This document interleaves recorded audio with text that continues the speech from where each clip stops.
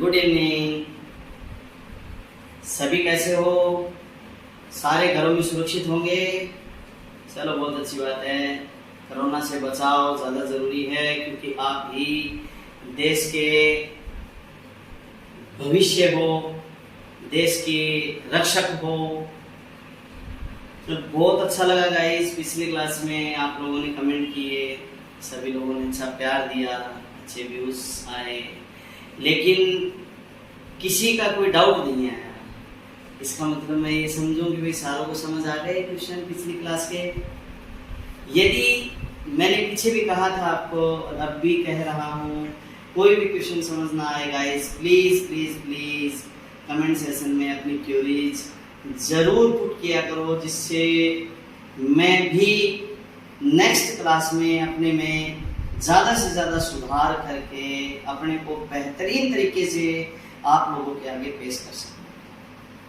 आज मेरी second class है और सेकंड क्लास में मैं साधारण ब्याज, चक्रवर्ती ब्याज, लाभ हानि के कुछ क्वेश्चंस लेकर आया हूं।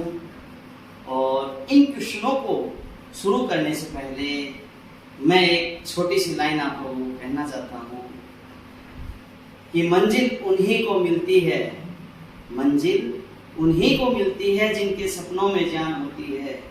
पंखों से कुछ नहीं होता दोस्तों, पंखों से कुछ नहीं होता दोस्तों, हौसलों से उड़ान होती है, हौसलों से उड़ान होती है। आप लोग सारे के सारे युवाओं से हाथ जोड़ के यही विनती है कि मेरे देश के युवाओं, आप वो लोहा हो जो कभी भी गर्म हो सकते हो, तो करके इस लॉकडाउन के अंदर ठंडे ना हो, गर्म रहो और ज़्यादा से ज़्यादा तैयारी करो। चलो आज मैं ज़्यादा बातें ना करके, शायद आप बोर ना हो रहे हो मेरी बातों से, इसलिए अपनी बातों को यही विराम देकर मैं क्वेश्चन शुरू करवा रहा हूँ। और प्लीज़ गाइस, मैं दोबारा कहता हूँ, कोई भी डाउट हो तो, कोई भी क्वेरी हो तो आप जरूर कमेंट सेक्शन में लिखा करो। पिछले वीडियो में 3 डिसलाइक आए हैं, 3 है या शायद 5 डिसलाइक है। चलो खुशी होती है कि भाई डिसलाइक करने वाले भी हैं, कोई कमी नजर आई होगी उनको, लेकिन प्लीज यारो कम से कम कमेंट सेक्शन में लिख के तो बता देते कि ये कमी थी। डिसलाइक किया कोई इशू नहीं है, लेकिन वो जो महानुभाव मुझे चाहने वाले जिन्होंने मुझे 5 डिसलाइक दिए हैं, वो कृपया कमेंट सेक्शन में लिख के भी बताइएगा कि ये आपकी कमी थी, इस वजह से हमने आपको डिसलाइक किया है। ठीक है गाइस, मैं क्वेश्चन स्टार्ट कर रहा हूँ। ये रहा पहला क्वेश्चन आपके स्क्रीन पर। रमेश ने एक बैंक से 6,000 रुपए 3 वर्ष के लिए कर्जा लिया। उसे 12% वार्षिक दर से ब्याज अदा करना पड़ा। 3 साल बाद सरल ब्याज व चक्रवर्ती ब्याज ज्ञात करो। पहला क्वेश्चन है मेरे प्यारे दोस्तों, सरल ब्याज और चक्रवर्ती ब्याज ज्ञात करना है। इनमें मैंने ऑप्शन नहीं दिए, क्योंकि ये जो लास्ट का 2 जो पॉइंट है वो मैंने खुद से बनाया है और मैंने सोचा मैं डायरेक्ट आपको सॉल्व भी करवाऊं। तो इसको मैं बिल्कुल सिंपल तरीके से हल करवाने जा रहा हूं, और यदि तरीका समझ ना आए तो आप जरूर दोबारा पूछिएगा मेरे से, जो मैं नेक्स्ट क्लास में आपको इससे बेहतरीन तरीके से समझा सकूं। इसमें मैं सूत्रों का उपयोग ना करके आपको साधारण तरीके से बताने जा रहा हूं। आप सभी को पता भी होगा साधारण ब्याज का सूत्र क्या होता है, मूलधन गुणा दर गुणा समय बटे 100। ये होता है नॉर्मली सारे बच्चे, चाहे वो 10वीं क्लास का है चाहे वो 5वीं क्लास का है, इन सूत्र का उपयोग करता है। आप लोग भी करते होंगे, मैं कुछ अलग तरीका बता रहा हूं। जैसे 6,000 हमारा हो गया मूलधन, 6,000 क्या है मूलधन, ठीक है।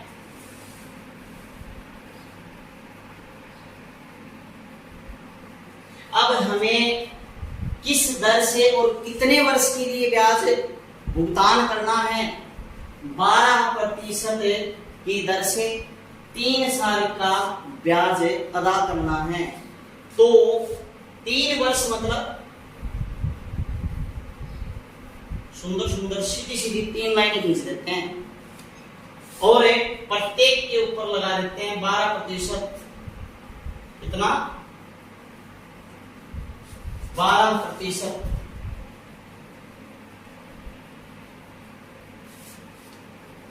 ठीक है दोस्तों, 3 लाइनें क्यों खींची गई है? क्योंकि हमें 3 साल का ब्याज देना है। अब 6,000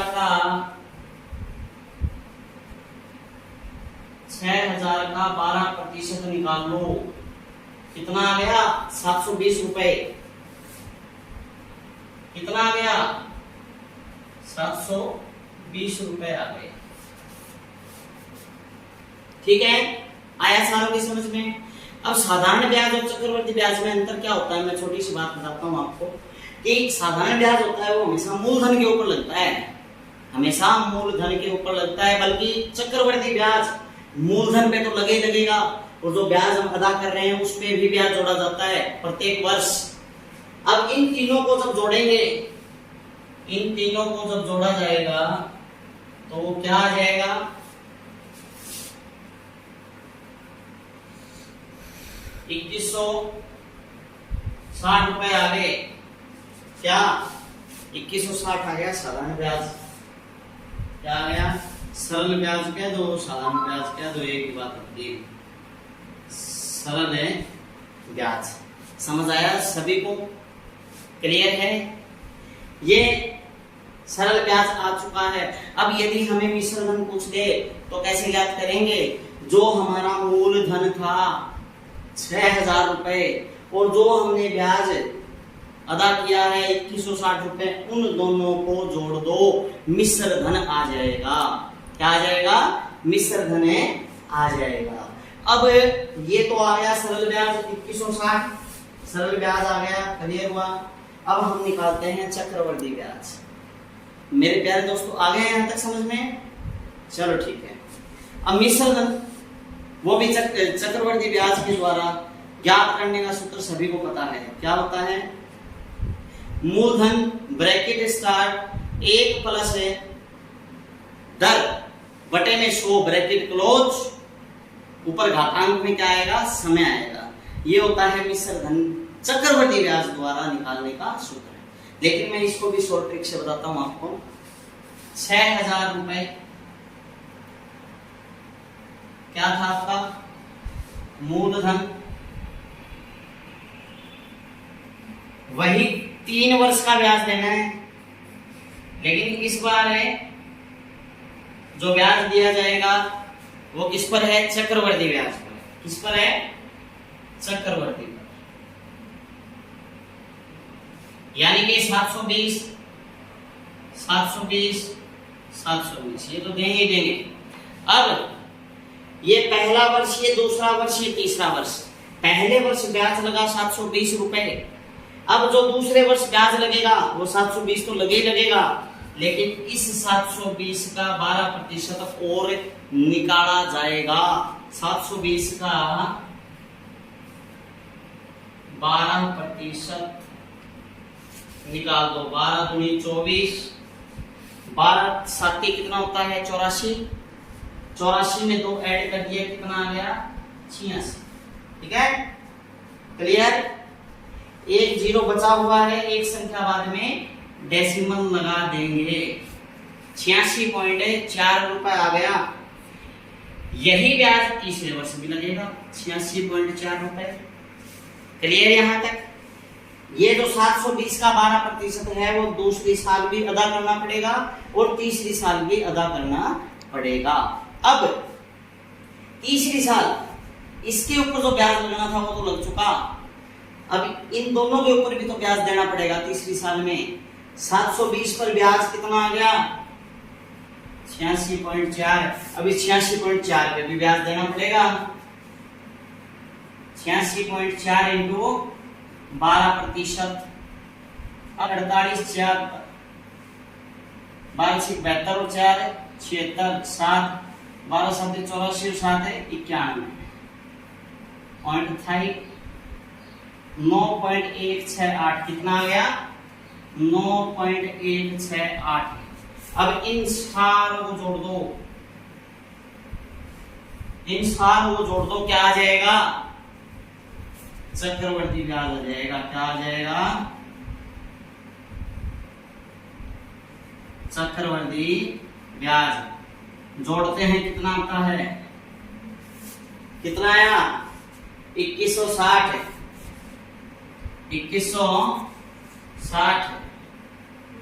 इनको जोड़ो सारों को 86.4 3 बार आया है, 3 से इंटू कर दो, 4 3 12 6 3 18 19 8 3 24 25। ठीक है, उसमें 9 1 है, 9.168 जोड़ देते हैं, 9 18 6 2 3 6 8 कितना आ गया 2160 में जोड़ दो 268.368 8 2 4 2.368 कितना आ गया माय डियर 2428.368। ये आ गया चक्रवर्ती ब्याज। बताइए दोस्तों, सभी को समझ आया? साधारण ब्याज मात्र मूलधन के ऊपर लगता है, चाहे वो 3 वर्ष का हो चाहे वो 4 वर्ष का हो, लेकिन चक्रवर्ती ब्याज का साधारण तरीका ये है कि 3 साल का चक्रवर्ती ब्याज निकालना था तो 6000 जो हमारा मूलधन है उस पे 12% 3 साल के लिए निकाल लिया। अब जो 720 रुपए जो पहले वर्ष ब्याज प्राप्त हुआ है उसके ऊपर 12% दूसरे और तीसरे वर्ष में दिया जाएगा। उसके बाद जो दूसरे वर्ष में ब्याज प्राप्त हुआ है उनका 12% निकाल के जोड़ दो, सारे ब्याजों को जोड़ोगे तो वो चक्रवर्ती ब्याज आ जाएगा। क्लियर? सभी को आया समझ में? चलो ठीक है, नेक्स्ट सेकंड क्वेश्चन। इरेज कर रहा हूं मैं।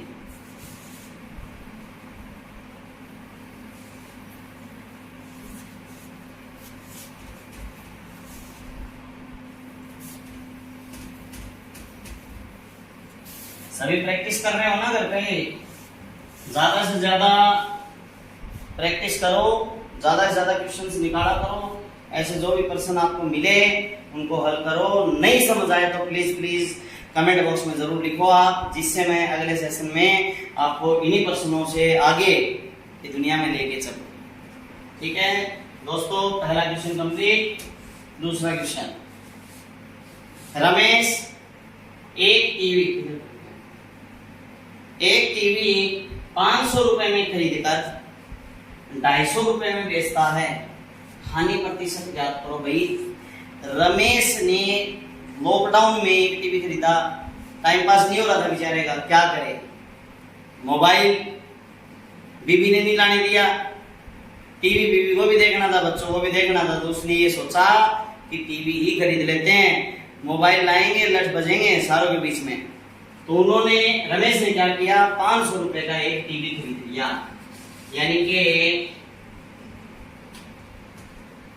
क्रय मूल्य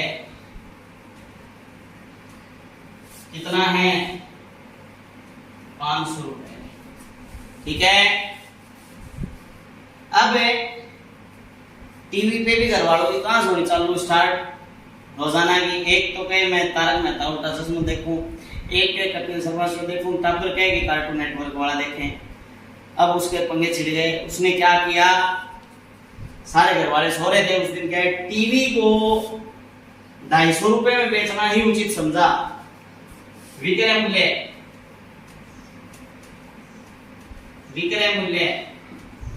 कितने में बेच दिया, 250 में। बोले बड़ो रांद काटो टीवी की, तो नहीं तो घना लट मर जाएगा। 250 रुपए में उसने टीवी को बेच दिया। अब एक छोटी सी बात मैं आप लोगों से पूछना चाह रहा हूँ, सारे के सारे पढ़े लिखे हो और पढ़े लिखे विद्यार्थी ही मेरी वीडियो देखेंगे, है ना। करुणा पब्लिकेशन एक नाम बहुत है, उसके ऊपर जुड़े हुए स्टूडेंटों का तो कहना है किस चीज का। अब खरीदा कितने में, 500 में, और बेचा कितने में, 250 में लाभ हुआ या हानि। भाई घर में लठ बजते होंगे तो लाभ पे तो बेचने से रहा, अगला तो हानि देखो या फिर लाभ कुछ नहीं देखेगा, चाहे कितने में बिको अगले को बेचना होगा। यानी कि किस में बेचा, अगले ने हानि में बेचा। किस में बेचा, हानि में। जब भी क्रय मूल्य ज्यादा होता है विक्रय मूल्य से तो उस समय क्या होती है, हानि होती है। क्या होती है, हानि। छोटी चीज यहाँ पे लिखवा देता हूं मैं। क्रय मूल्य है, क्रय मूल्य है जब बड़ा हो विक्रय मूल्य से तो क्या होती है, हानि। ठीक है। अब हानि कितनी हुई, 500 में खरीदा 250 में बेच दिया, हानि हुई 250 की। ठीक है प्यारे दोस्तों। अब हमें निकालना है हानि प्रतिशत। हानि प्रतिशत जिसका फॉर्मूला क्या होता है, हानि जो चीज निकालनी है वो ऊपर, हानि बटे में हमेशा इसके क्रय मूल्य आता है, कितने में आपने खरीदी। विक्रय मूल्य जब ही तो होगा जब आप किसी चीज को खरीदोगे, जब ही तो बेचोगे। तो इसके नीचे अपोन में क्या आ जाएगा, क्रय मूल्य 500 रुपए। प्रतिशत निकालने का मैंने आपको एक सूत्र बताया था कि गुणा करके यहाँ पे 100 लगा दो और कुछ नहीं करना। 2 0 से 2 0 कट, 5 से कट, कितने में, अगले ने 50% का घाटा खा लिया। आया समझ में सारों के? Very simple question. आ गया समझ में? चलो नेक्स्ट क्वेश्चन।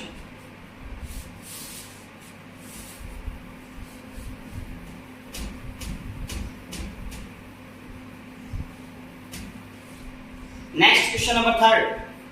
एक मोटरसाइकिल 7800 रुपए में खरीदी गई तथा 7% लाभ पर बेची गई। उसका विक्रय मूल्य ज्ञात करो। हमें ज्ञात क्या करना है, विक्रय मूल्य। खरीदी कितने में, 7800 में। ठीक है। और बेची कितने में, 7% लाभ पर। हमेशा क्रय मूल्य आप 100 मान के चलो। उसने मान लो 100 में खरीदी थी, 7% लाभ, लाभ हमेशा जुड़ेगा, 7% का लाभ। ठीक है। सूत्र वैसे क्या होता है मैं आपको बता देता हूं। 100 प्लस लाभ प्रतिशत बटे 100 गुणा में क्रय मूल्य। यदि विक्रय मूल्य निकालना है तो, और यदि क्रय मूल्य निकालना हो तो गुणा में विक्रय मूल्य लग जाएगा। अब यहां पे क्या आ गया दोस्तों, 100। ठीक है। और गुणा में क्रय मूल्य। आया समझ में? ये क्या आ जाएगा, विक्रय मूल्य आ जाएगा। विक्रय मूल्य 107 बटे 100 इंटू 7800। 2 0 से 2 0 कट, 107 को 78 से इंटू कर दो। 107 को 78 से क्या कर देंगे, इंटू कर देंगे। कितना आ गया, 8346 आ गया। कितना आ गया, 8346। क्लियर? एक तरीका और भी है इसका, ये यदि आपको हार्ड लगा है तो। तरीका क्या है, खरीदी कितने में थी, 7800 में। बेची कितनी, 7% लाभ पर। इसका 7% निकाल दो। ये लो, निकाल दिया। 7 8 56 बच गया 5, 7 7 49, 9 5 14, 546। कितना आ गया, 546। ये क्या आ गया, लाभ आ गया। इतने लाभ पर उसने बेची है। खरीदी कितने में थी, 7800 में। बेची कितने में, 546 से मिलाकर बेची अगले ने।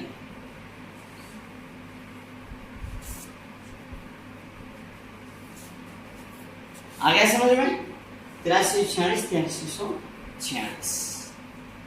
3 क्वेश्चंस आप लोगों के कंप्लीट होते हैं। देख लीजिए, समझ आ गया है तो समझ आ गए होंगे। चौथा क्वेश्चन देखिए। दो संख्याओं के व्युत्क्रम का योग 7/24 है। यदि पहली संख्या 6 है तो दूसरी संख्या ज्ञात करो। अब यदि हम लंबे चौड़े तरीके से इसको करना चाहें तो पहले वो तरीका देखो। दूसरी संख्या है हमारे पास, नहीं है। जो चीज हमारे पास नहीं है हम उसे मान लेंगे। क्या कर लेंगे?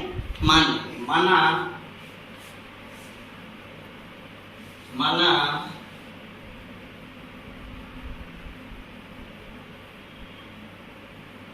दूसरी संख्या बराबर x। कितना मान लिया? x। पहली संख्या कितनी दी हुई है हमें? 6। ठीक है। दूसरी संख्या x, पहली संख्या 6। अब इसका व्युत्क्रम का योग कितना दिया हुआ है? 7/24। अब व्युत्क्रम किसे कहते हैं? संख्या का उल्टा अंश हर की जगह, हर अंश की जगह प्रश्न अनुसार x का व्युत्क्रम 1/x और 6 का व्युत्क्रम 1/6 बराबर कितना है? 7/24। आया क्लियर? यहां तक आया सभी के समझ में? ठीक है। अब ये एक अचर पद है, इसके साथ में कोई भी चर नहीं है। चर मतलब ए से लेके जेड तक कोई भी अल्फाबेट नहीं है। अब ये प्लस का 1/6, इसको इधर पक्षांतरित करेंगे। 1/x प्लस 1/6 बराबर 7/24। ये एक चर पद है, ये अचर पद है, ये अचर पद है। अचर पदों को एक जगह ले जाएंगे। मतलब 1/x बराबर 7/24। ये प्लस का है, पक्षांतरित करते ही किसका आ जाएगा? माइनस का। 1/x 24 और 6 का लघुत्तम लेंगे। 24 और 6 का लघुत्तम, 2 का 12 बार 3, 6 3 3 3 और फिर 3 1 1, 3 दूनी 6, 6 दूनी 12, 12 दूनी कितना आ गया? 24। कितना आ गया? 24। 24 में 24 का भाग दिया, कितना आया? 1। जो एक भागफल आया है उसको 7 से इंटू कर दो। अब है 24 में 6 का भाग दिया 4, 4 को 1 से इंटू कर दो, कितना आ गया? 4 आ गया। कितना आ गया? अब 7 में से 4 घटा देंगे, 3/24। 3/24। अब ये 24 है वो 3 से कट रहा है, कितनी बार? 8 बार। 3 एकम 3, 3 8 24। अब हमें मान निकालना है किसका? x का। x को 1 से इंटू करेंगे, वज्र गुणा, और 8 को भी इस 1 से इंटू करेंगे, यानी कि जो दूसरी संख्या है वो कितनी आ गई? 8 आ गई। क्लियर? सभी को आया समझ में? अब देखो, इसी का मैं दूसरा तरीका कराना चाहूं तो कैसे करोगे? यदि दूसरा तरीका कराऊं तो कैसे करें? सीधा ऑप्शन से चलना पड़ेगा। ऑप्शन से ये कितना है? 8। ये कितना है? 6। पहला ऑप्शन उठाओ, 1/6 1/8, दोनों का लघुत्तम 24। 24 में 6 का भाग दो 4, 4 को 1 से इंटू करो 4। 24 में 8 का भाग दिया 3, 3 को 1 से इंटू किया 3, 7/24। ये लो जी, पहले ही ऑप्शन से हो गया। अब आप लोग सोचोगे सर ये तो हमारी किस्मत थी कि पहले ऑप्शन से हो गया, यदि ये लास्ट में लगाया हुआ होता तो भी आपका बिल्कुल करेक्ट है। तो इसका तरीका यही था कि 10 और 8 का जो लघुत्तम आएगा 24 नहीं आना, 16 और 8 का लघुत्तम 24 नहीं आना। हमें कितना चाहिए? 24 चाहिए, नीचे 24 आना जरूरी है। 12 और 8 का लघुत्तम 24 आ सकता है, यानी कि ऑप्शन बचे हमारे पास 2, एक तो 8 और एक 12। इतना तो कर ही सकते हो प्यारे मित्रों, ठीक है। यदि शॉर्ट ट्रिक चाहिए तो थोड़ा तो पूछना पड़ेगा। आया समझ में? ठीक है, next question number 5th sorry, अरे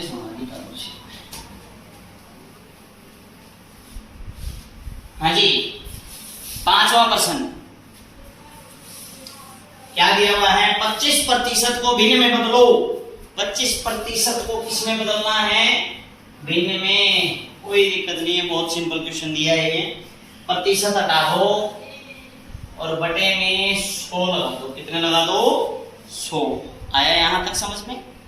प्रतिशत हटा दो, बटे में 100 लगा दो। अब 25 के पहाड़े में क्या 100 आ रहा है? बिल्कुल आ रहा है। कितनी बार?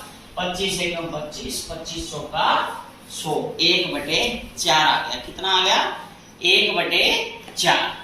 अब ये 1/4 का ऑप्शन के अंदर है, देखो 1/4 ये रहा शुरुआत में ही। क्लियर? आया समझ में? चलो ठीक है, नेक्स्ट क्वेश्चन देखो। 1.03 इंटू 1.03 प्लस 0.3 प्लस 0.3 माइनस 1.03 गुणा 0.6। ओब्लिक का मतलब होता है भाग। 1.03 माइनस 0.3 का भाग देना है। देखो कैसे होगा ये। इसमें भी आपको शॉर्ट ट्रिक बताएंगे। ये नहीं है कि इसको इससे गुणा करने बैठ जाओ, इसको इससे गुणा करने बैठ जाओ, उसके बाद में इसमें जोड़ो और घटाओ। एक ही क्वेश्चन हो पाएगा, पूरे क्वेश्चन नहीं कर पाओगे। इतना करोगे तो लंबा चौड़ा। अब है 1.03 into 1.03 plus 0.3 into 0.3 minus 1.03 into 0.6 बटे में 1.03 माइनस 0.3 0.3 पॉइंट नहीं समझ रहे तो 0.3। अब ये दो बार लिखे हुए हैं, मैं इसको ऐसे लिख सकता हूं क्या? 1.03 का वर्ग लिख सकता हूं, बिल्कुल लिख सकता हूं, प्लस 0.3 का स्क्वायर माइनस, इसको मैं ऐसे लिख सकता हूं क्या? 2 इंटू 1.03 इंटू 0.3 लिख सकता हूं। यहां पे हो गई गड़बड़ आप लोगों को। ये देखिए, इस 2 को जब 0.3 से गुणा करूंगा तो 0.6 आएगा। 3 दूनी 6, मैंने इसके टुकड़े कर दिए। आ गया समझ में? अब देखो 1.03 माइनस 0.3, यहां तक आया समझ में? अब ये एक सर्वसमीका बन रही है। आपको छोटी सी सर्वसमीका याद हो तो a square plus B square minus 2ab बराबर a माइनस बी की होल स्क्वायर। बन रही है नहीं बन रही? a माइनस बी की होल स्क्वायर को जब ओपन करेंगे, खोलेंगे, तो a की स्क्वायर प्लस b की स्क्वायर माइनस 2ab आएगा। क्लियर? यदि इसी को आपको पूर्ण रूप में समझनी हो तो आप कमेंट सेक्शन में जरूर लिखना। मैं नेक्स्ट क्लास में पूर्ण तरीके से समझा दूंगा। थोड़ा समय की शॉर्टेज होने के कारण मैं थोड़ा जल्दी समझा रहा हूं, क्योंकि मेरे आगे भी एक क्वेश्चन है और भी रखा हुआ है, पड़ा हुआ है। ठीक है ना? अब इस पूरे को a की स्क्वायर प्लस b की स्क्वायर माइनस 2ab को मैं a माइनस b की होल स्क्वायर लिख सकता हूं, बिल्कुल लिख सकता हूं। 1.03 माइनस 0.3 की होल स्क्वायर बटे में 1.03 माइनस 0.3। अब इसको मैं 2 बार लिख सकता हूं। कितनी बार? चलो नीचे लिख देते हैं। इसको मैं डबल बार लिख सकता हूं। नीचे क्या दिया हुआ है? आया समझ में? क्योंकि यहां पर वर्ग लगाया हुआ है, इसका मतलब इसको मैं 2 बार लिख सकता हूं। गुणा का चिन्ह है, इससे ये कट जाएगा, क्या बच गया 1.03 माइनस 0.3। अब 1.03 में से 0.3 को हम घटा देंगे तो क्या आएगा, कितना आएगा, 1.03 में से 3 को घटाने पर क्या आ जाएगा, 0.73 कितना आ जाएगा, 0.73 आ गया सर के समझ में, 0.73 आ गया। ये कहां पे है, ये रहा, क्लियर। यहां पर एक था जो गलती से लिखा गया 0.73 होगा, क्योंकि यहाँ पे 0.03 नहीं है, 0.3 है, ये मिस प्रिंट हो गया था। अब next last and final question आज के लिए। मित्रों प्लीज ज्यादा से ज्यादा लाइक्स, चैनल को सब्सक्राइब करें और ज्यादा से ज्यादा कमेंट दें। यदि चैनल सब्सक्राइब के साथ में बेल आइकन आता है उसको भी दबाएं, जिससे आपको जो भी क्लास हो उसका नोटिफिकेशन तुरंत प्रभाव से आपको प्राप्त हो जाए। चलो लास्ट एंड फाइनल क्वेश्चन 7। एक आयत की लंबाई व चौड़ाई का अनुपात 7:4 है। परिमाप 88 सेंटीमीटर है, तो लंबाई व चौड़ाई का अंतर ज्ञात करो। सबसे पहली चीज, क्या आपको लंबाई और चौड़ाई दी हुई है? नहीं दी हुई, अनुपात दिया हुआ है। अनुपात दिया हुआ है तो हमेशा एक चीज ध्यान रखना कि इनको लंबाई और चौड़ाई को 7x और 4x मान लो। परिमाप आपको दिया गया है, परिमाप का क्या सूत्र होता है, 2 गुणा लंबाई प्लस चौड़ाई। ठीक है, ये लंबाई है, ये चौड़ाई है। लंबाई कितनी 7x, चौड़ाई 4x, बराबर परिमाप कितना है 88। कितना है 88। 7 और 4 को जोड़ दो 11, 11 को 2 से गुणा कर दो, कितना आ गया 22x। अब x बराबर ये गुणा में है, पक्षांतरित करेंगे किसमें आ जाएगा, भाग में। 4 आ गया, 4 आ गया। ये 4 7 से भी इंटू होगा और 4 से भी, यानी कि लंबाई कितनी आ गई 7 इंटू 4 यानी कि 28। कितनी आ गई 28 सेंटीमीटर। और चौड़ाई कितनी आ गई 4 इंटू 4 यानी कि 16 सेंटीमीटर। अब इन दोनों का अंतर कितना आ जाएगा 12। कितना आ जाएगा 12। 28 में से 16 घटा दो, अंतर कितना आ गया 12। यही हमें ज्ञात करना था। अंतर बराबर है 12। ये ऑप्शन सही है भाई, ये ऑप्शन में सही दिया हुआ है। चलो मेरे प्यारे दोस्तों, आपको आज की क्लास शायद अच्छी लगी होगी और इस चीज़ का मैं बेसब्री से इंतज़ार करूँगा कि आप लोग ज़्यादा से ज़्यादा चैनल को सब्सक्राइब करें, बेल आइकन दबाएं, जिससे आपको हर एक क्लास का नोटिफिकेशन मिले। और रियली मैं दिल से बता रहा हूँ आपको, तरुणा पब्लिकेशन एक ऐसा प्लेटफॉर्म है जो अपना लाभ ना देखकर आप लोगों के लिए दिन रात मेहनत कर रहे हैं सारे मेंबर्स। और आप लोगों के लिए मैम बुक भी एडिशन करते हैं। यदि आपको किसी को भी बुक परचेज करनी हो तो आप मैसेज कर सकते हो। तरुणा मैम के नंबर शायद आपके पास होंगे, नहीं भी हैं तो कमेंट सेशन में जाके यदि बुक परचेज करनी है तो उससे रिलेटेड आप कमेंट करें, आपको जवाब जरूर मिलेगा। Okay, bye bye, Ram Ram, bye, take care.